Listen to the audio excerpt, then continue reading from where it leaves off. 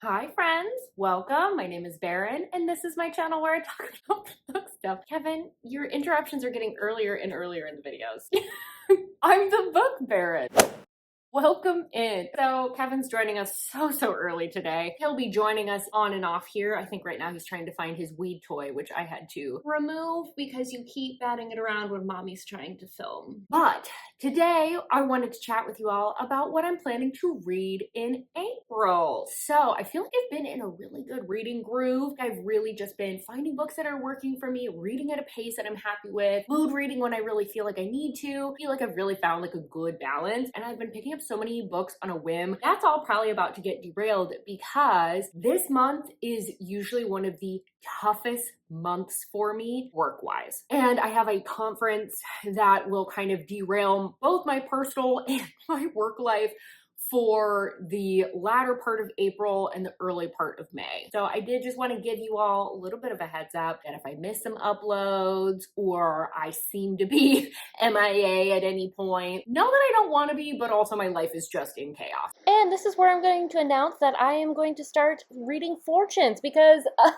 clearly I'm good at predicting the future. Yeah, I already had to miss an upload, so I think we're in for a pretty rocky April, folks. I also don't know how that's going to impact my reading. I might not be able to get to as much. I also might just need to do more mood reading or just pick up audiobooks that I happen to have access to. I'm making this TBR with the best of intentions, but also like this time of year, I just have to prioritize my mental and physical health a lot because it is so stressful. Now that we have all of that out of the way, let's talk about the books that I'm really hoping I'm able to get to in April. First up, I have My Name is Tris. This is by Julie Ann Adicott. This is a standalone. This one isn't on KU. It's described as pitch black to the point that it's probably not a dark romance. Maybe kind of bordering on the horror genre. There's a lot of abuse, human trafficking, that sort of a thing. One thing that I thought was interesting on this is I tried to figure out who the main characters are and I can't find one of the people's names, and the book is tagged both as MM and MF romance. So I have no idea what to expect, and I'm kind of excited about that. It's just gonna be what it is. But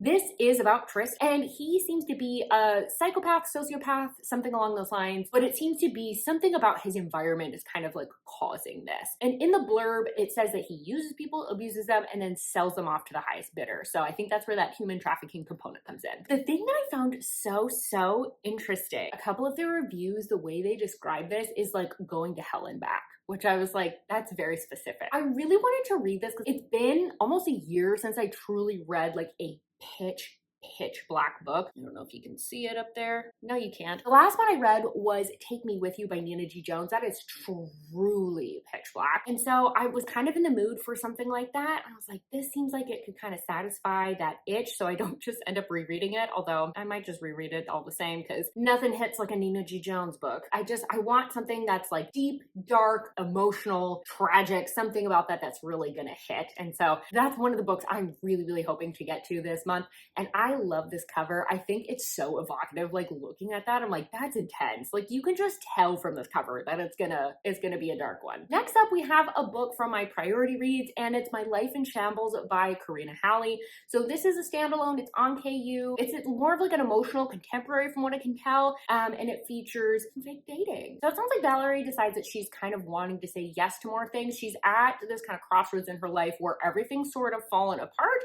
Okay, pause. Did everyone else just see how Kevin popped out from behind my back? Like, where was he? How did he get back there? She's broken off an engagement. She lost her apartment. She got laid off. Like nothing's really working out for her. So she's just like, screw it. Let's just go with where life wants to take me. And so this means that she ends up in Ireland on New Year's. This is where she ends up meeting Padraig. And Padraig is this rugby player, top in his league. He's also there celebrating New Year's, obviously. They have one amazing night together. And Padraig is like, you know what?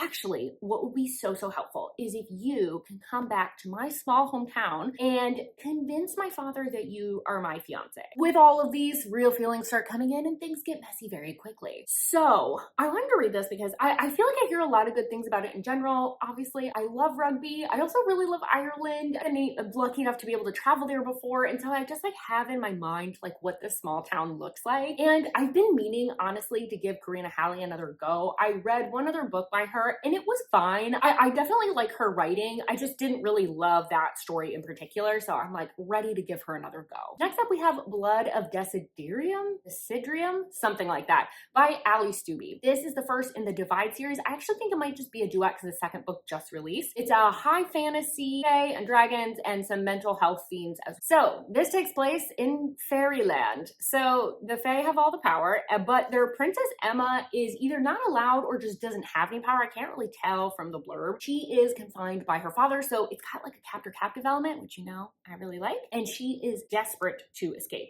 But she ends up discovering a secret, and it really upends her version of reality. Everything she knows to be true turns out to be a lie. There is something evil that's lurking in their midst. Now, the blurb says she has to deal with betrothal, a vigilante who teases her, a phantom who invades her dreams, and I can't tell if this is 3 different people or one person that's just really getting up in her business. I guess we're gonna find out. But it sounds like Emma ends up needing to figure out how to play the game. So I've been really wanting to, over the past couple of months, get back into fantasy slowly. I need to figure out what books are working for me, and I really want to find like a fae story that really works and really hits with me, because I did enjoy What Lies Beyond the Veil, but I haven't really found many other books that I really end up connecting with. And so I'm hoping, because this one is slightly darker but also fae, that maybe I'll be able to get this one to work for me. Plus, this cover is stunning. I also was able to get this for free through the Stuff Your Kindle Day, so I really want to make sure that I prioritize reading this. Plus, I keep seeing people in my Instagram feed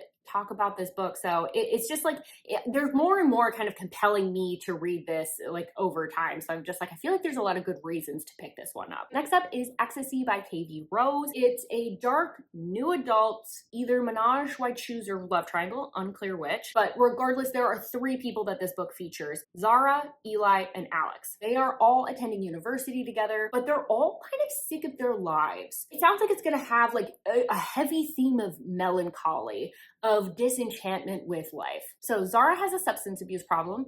Eli is a star athlete, but seems to have a little bit of a secret that he's trying to keep. And Alex is just, and I quote, a fucking asshole. So he seems like a nice guy, but their worlds end up colliding at a party and things kind of take off from there. I don't really want to know much else. This is one of those that just sounds like drama, drugs, destruction. Like, it sounds like a lot. So I have read another KV Rose book and I adore her writing. And I know that this is one of her more popular books, and it's got a lot of things that I really like. I've even seen people comparing this book and saying, if you like Ecstasy, you should read Shattered Hearts. And I was like, I love Shattered Hearts. Why haven't I read this one? This is also another one that's on my priority reads for the year. So I'm a little bit behind on knocking some of those out. So I need to pick up the pace a little bit here. So I'm prioritizing a couple of them this month. Next up, I have a batch of romances. I don't know what it was, but For the Fans just has me in the mood for angsty, tension-filled romances. So I'm really just like on one when it comes to that type of book. First up, we have Crown of Disguise, and this is by Lola Malone. So this is on KU. It's the first in a series, and it's an romance that has like dark academia, mystery, secret society energy. So the hero of this book has lost his brother, and he knows, despite being told that it's an accident, that something has gone on. Someone is the cause of this. So when it comes time for him to go to university, he takes his brother's scholarship for his own and finds himself surrounded by this secret society or fraternity of these very rich and privileged kids. And now he's ready to take down his brother's killer. But what he doesn't expect is to meet someone named Gael. So, like I said, For the Fans really just sent me down a road of wanting to read a lot of like tension-filled romances. I have a feeling that this is going to be like a perfect blend for me, because I also just got done reading Fabric of Our Souls, which has kind of like a gothic, mysterious, like dark atmospheric feel to it because of the setting. And so I'm like, I feel like maybe this could kind of like blend those two things. One thing I'll say though is I did just quickly take a peek at reviews when I was putting this on my TBR, And there is like a huge split. So it seems like people either love this book or they DNF it. Those are like the two most common types of reviews that I saw. And the people that DNF'd had a hard time explaining why. They thought that like maybe it was the writing, and some people thought it was timing. So I'll be really curious what camp I end up falling into. But fingers crossed this one ends up working, because it sounds like it could be really, really good. Next up, I have Alter Arlo, and this is by Nordic Knight. So this is a standalone that she published last year, and it's a dark dystopian with, once again, some mental health themes. So there are 3 dudes mentioned in this description. I think it's just but it might be MMM. I don't really know. It was kind of hard to parse through. So we're living in this dystopian society where there's like 3 different groups. There's like separate communities that make up this world. Kadak and Zaid are from different communities. They're both known for being ruthless, dangerous, but they need to form an alliance in order to survive and also to get some answers. And somehow this means that they end up running into Arlo, who is the most feared. I don't know why, because we already got some 2 gruesome guys, so I'm curious what he's done that's so much worse. And it says 1 is a stalker, 1 is a germaphobe, and 1 is a madman with blood on his hands. So I will be really curious as to how this all plays out, but I really loved Garen Park. It had such good tension. I'm looking for more of that, and I think that Nordica is going to deliver it for me. I kind of want to like start getting back into some more like fantasy, dystopian, paranormal, like kind of edge my way back over there. So I think this one's going to be a nice like bridge builder for like kind of currently more of my like the things that are my speed, and also things that I'm hoping to kind of get back around to. Now, one book that is going to be releasing this month, I'm really hoping I have time to get to, is Red Flags and Tuesdays, which is also by Nordica Knight. It's an opposites attract, like new adult that promises lots of witty banter and mental health rep once again, because that seems to be something that Nordica Knight likes to do. We'll see if I can get to that one. It's supposed to release mid-April, and that's usually when crap starts kind of hitting the fan for me with work. So I'm hoping I can get to that one too, but just knowing what my schedule looks like, I'm not as confident, but that's like a loosely, I'm hoping to maybe get to that one as well. And then finally, my last one on the list is Auction by Cara D. And this is the first in a series. So it's an dark romance that's got age gap and captor captive as well. So this is about Gray, and kind of the biggest thing really going on in his life is that he's got a crush on his coach, who is very much closeted. But other than that, like life's going fine.